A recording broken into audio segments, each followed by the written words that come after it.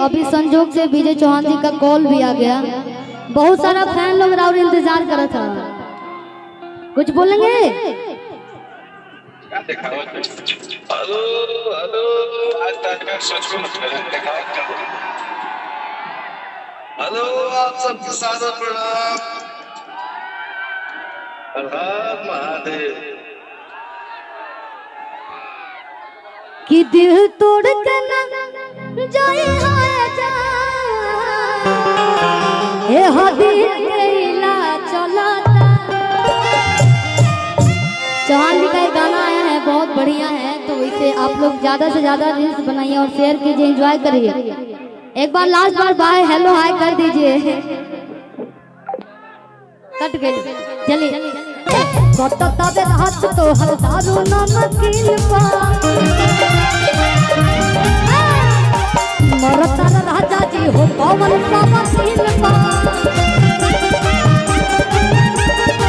मर दे हफले का धास जाइबा, मर दे हफले का धास जाइबा। तो करत राजा जी जाइबा, तो करत राजा जी जाइबा।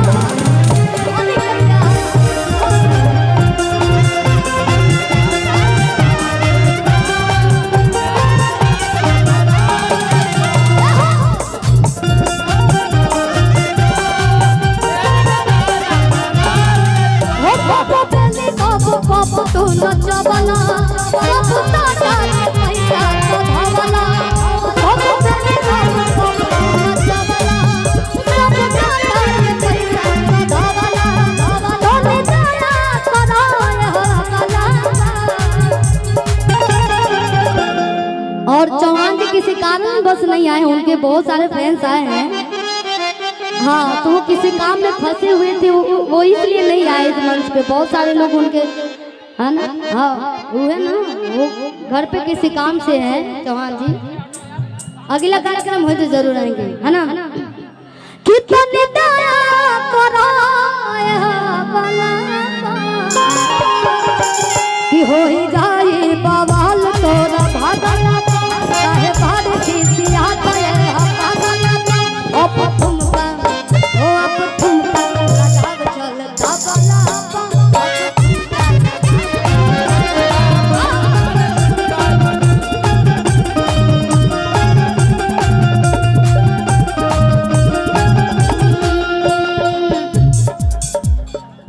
हम अरे फोड़ दे चूड़िया ए राजा जी, बाकी सब ना दूरी जा ए राजा जी।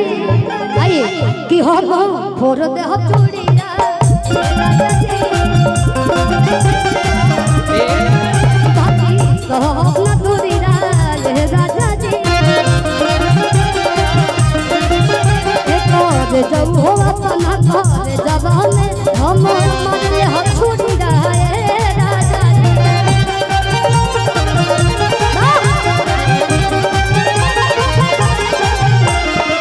फिर जाके कहीं जेल में अरे रास जाइबा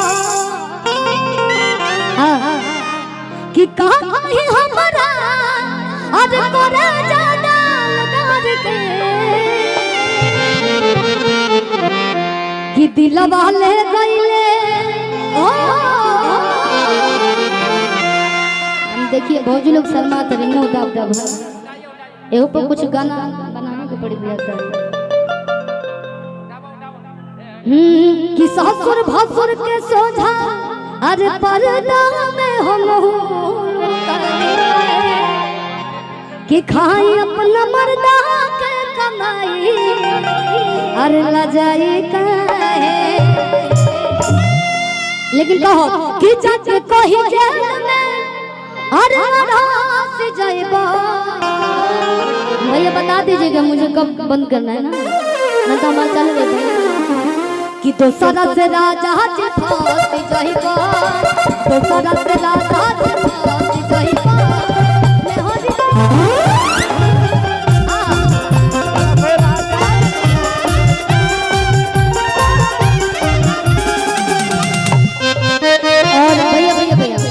और देखिए अभी संजोग से विजय चौहान जी का कॉल भी आ गया। बहुत सारा फैन लोग और इंतजार कर रहा था। कुछ बोलेंगे? हेलो हेलो, आज तक का सच में दिखाओ। हेलो, आप सबके सादर प्रणाम। हर हर महादेव। कि दिल तोड़ के ना जाए हाय जा ए हदी केला चलता। चौहान जी का एक गाना आया है, बहुत बढ़िया है, तो इसे आप लोग ज्यादा से ज्यादा रील्स बनाइए और शेयर कीजिए, एंजॉय करिए।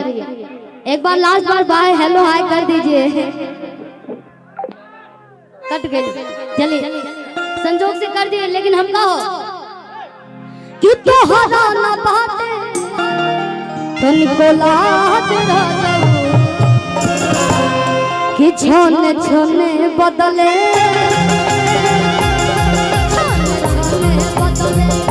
तोहरो मिजाज रहू होके ना उड़न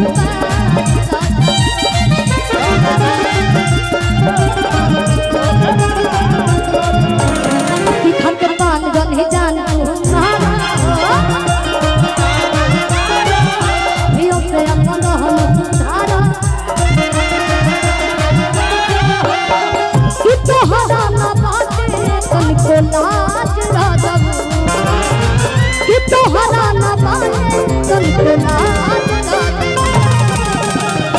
लेकिन आज सभी लोग मेरे लिए गाइए क्या कि छन छन बदले तोहरा मिजाज रानिया भैया तोहरा मिजाज रानिया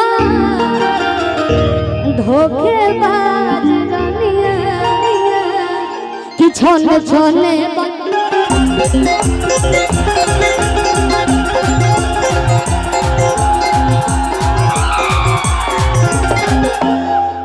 कुछ नहीं कल खाली हो बोलो था, हम कहा तो नहीं गावे के ना, लेकिन आप लोग डांस कर गए, हमें पता है कि छोने छोने बदले तोहरो मिजाज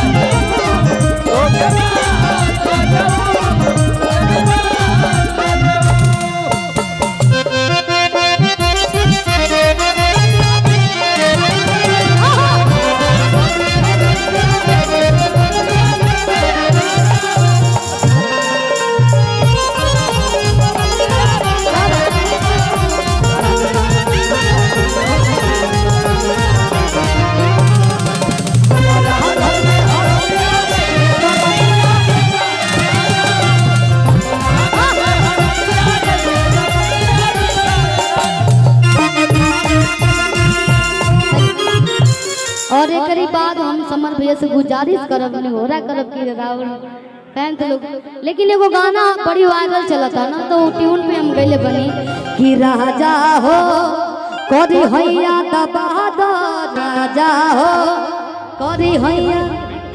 पिंटू यादव जी बबलू भैया के बहुत ही अच्छे दोस्त है ना, दोस्त मित्र है ना, कि अरे पेन किलार ना करे के हाथे अपना हल्का दबादा कि राजा हो करी हैया अरे राजा हो करी हैया दबादा राजा हो करी हैया दबादा। पूरा गाना आप लोग शिल्पी राज हिट्स पे जाइए, लेकिन हम कम कि गौरमी में पिया तारा का जावा हो रामा और राजा राजा कि गौरमी में पिया तारा का जावा गौरमी में पिया तारा का जावा हो रामा राजा राजा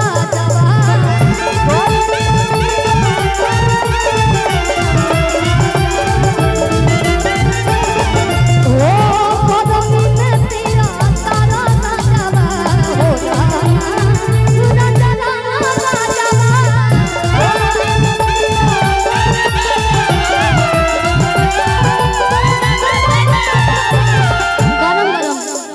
काम नाही धाम खाली परतारा नसवा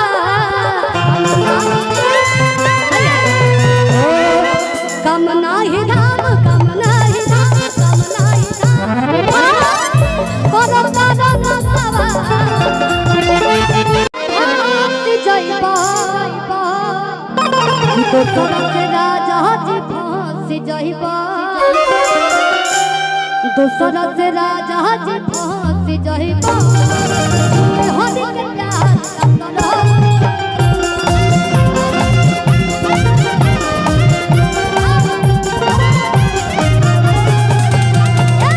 दूसरा से राजा जी फांस जहिबा हरि के प्यार सतना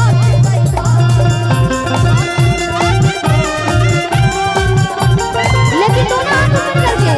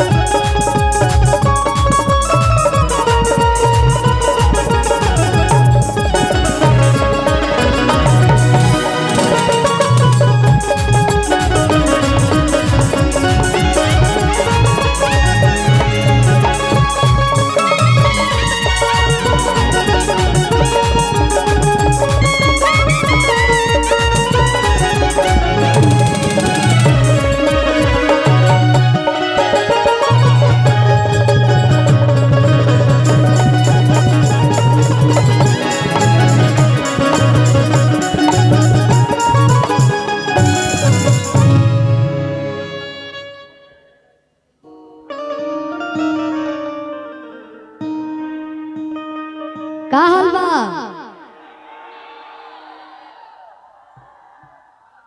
लगा था कि सबके हालत ठीक नहीं है ना, क्योंकि खाली आगे वाला लोग बोला था है ने हम सब लोग से पूछे थे का हाल बा चाची, ये सब लोग बाय करत है ना।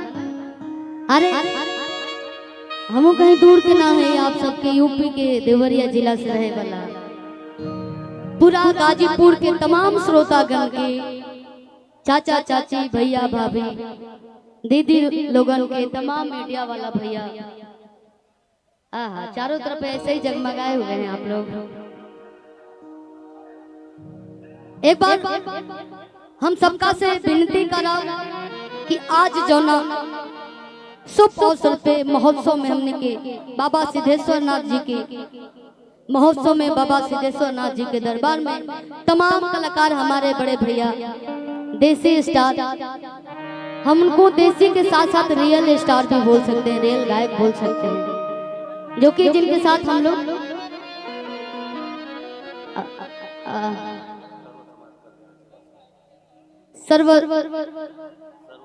सर्व समाज कल्याण सेवा संस्थान के तरफ से पूरा ए मंच के माध्यम से हमने के तमाम भोजपुरी के कलाकार हमारे बबलू भैया चंदन भैया हम लिस्ट ले ले बानी है ना ऑलरेडी। हम समर भैया से पूछे हैं और समर भैया मेरे साथ भी हैं, बहुत बहुत धन्यवाद भैया को। हम धन्यवाद कर चाहता नहीं चंदन सिंह भैया के, बबलू राजभर जी के, कमलेश राजभर जी के, और हमने के बीच में मुख्य अतिथि गणवानी डॉक्टर विजय यादव सर के भी बहुत बहुत धन्यवाद।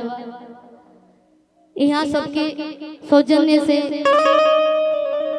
आज हमने के गाजीपुर के पावन धरती पे आइल बने जा। हम सीधे सीधे ये बोलबा कि हमरा ज्यादा बोले ना आवेला है ना, गावे ज्यादा आवेला, अगर गावतो घर कुछ गलती हो जाई तो वो सब क्षमा करो, काहे से कि अब गायकी लाइन में अभी हम नया बानी, बहुत ज्यादा जानकारी नहीं थे है ना। हमारे महिपाल भैया जिनके द्वारा उनका कॉल गया कि शिल्पी गाजीपुर में आवे के बाटे, और उनका बहुत योगदान रहा इस कार्यक्रम में बुलाने के लिए। अरे बस एक मिनट धैर्य रखे सभी है ना।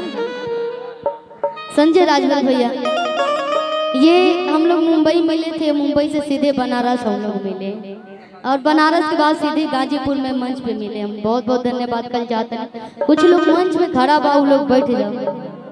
गाई ना ई माइनर कर दीजिए, ई माइनर। हेलो, मेरी आवाज अगर मेरे अति प्रिय भाई आप लोग सुन रहे हो तो मंच को खाली करें। अभी यहाँ धर्मेंद्र राजभर जी का नारियल का कार्यक्रम होगा, एक आदमी नहीं दिखेगा। जितने लोग हैं मेरा सबसे निवेदन, बाबू मंच से उतरो, आप उतरो बाबू, उतरो। आप लोग जितने लोग हैं, मैं एक एक लोगों का नाम नहीं लूंगा, सभी लोग उतरिए। अब ये गायिका है, इतनी बड़ी गायिका जो विश्व की धरोहर है, इतने से में सिमट कर रह जाएंगी, ये मुट्ठी भर जमीन में सिमट कर रह जाएंगे। मंच को खाली कराइए। जो कलाकार बंधु हैं वो रहे, जो जिन लोगों का काम नहीं वो मंच खाली करें। सभी लोग अपने हैं और सभी लोग मंच खाली करें। मैं अपने लोगों से कह रहा हूँ। माताएं बहनी हैं आपको देखने और सुनने के लिए, एक बार इन लोगों को भी सादर प्रणाम बोलिए। अरे सब लोग रेडी बटे, कब शिल्पिया गाई गाना है ना। जमीन खाली कीजिए, खाली कीजिए। मेरा निवेदन है सभी लोग मंच खाली कीजिए। पूरा उत्तर प्रदेश के तमाम ऑडियंस के हम नम्र निवेदन करता नहीं कि आप लोग अगर मंच पे कलाकार नहीं की तो नीचे मंच से हो जाए। रवि रंजन भैया इतने बड़े उद्घोषक हैं और इतना सम्मान के साथ सारे कलाकार का सम्मान बढ़ाते हैं। भैया को मैं कोटि कोटि प्रणाम करती हूँ। अरे साइड में लड़का लो बालो वो लोग को छोड़ दी भैया, जो सामने बोकरा घटा ही ना। प्यार से, बस प्यार से उतर जाइए। आप सभी का मंच है, आप सबके क्षेत्र में आज बने जामनी के ना। हम गाई ना भैया, आप लोग इंतजार ना करें, इंतजार के घड़ी खत्म हो।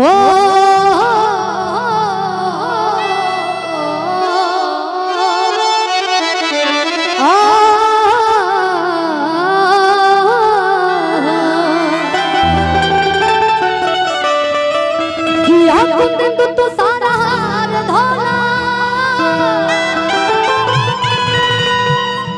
या सुप्रवस्त्र पिता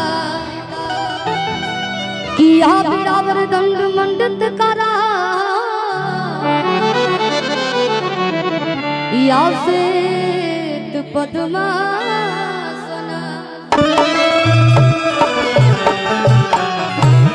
कियो जयंती मंगला